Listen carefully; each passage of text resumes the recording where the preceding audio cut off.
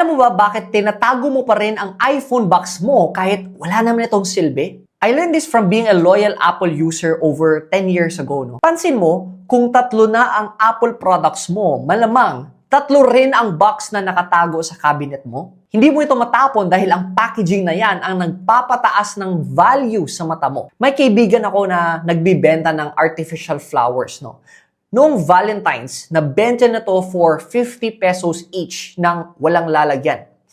Pero, nung sumunod na taon, ang exact same flower ay nabenta niya for 500 pesos. Ano ang difference? Nilagay niya sa isang magandang box. Sa totoo lang, mas mahal pa ang box kaysa sa mismong bulaklak. Ganyan din ang pabango, toothpaste o kahit sa lata ng Coke. Madalas mas mahal pa ang production cost ng casing o lalagyan kaysa sa mismong liquid na nasa loob. So, here's the lesson. Packaging is what increases the perceived value of an item. Kung gusto mo magtaas ng presyo nang hindi nawawala ng customers, huwag ka lang mag-focus sa mismong produkto. Focus on the what? Presentation. Kapag binago mo ang wrapper o yung packaging ng offer mo, binabago mo rin ang tingin ng customer sa halaga nito. So, don't just focus only on what you're selling. Focus on what your customers feel about what you're selling. This is Fee Bolim, and if you want more content on business, marketing, and sales, follow me for more.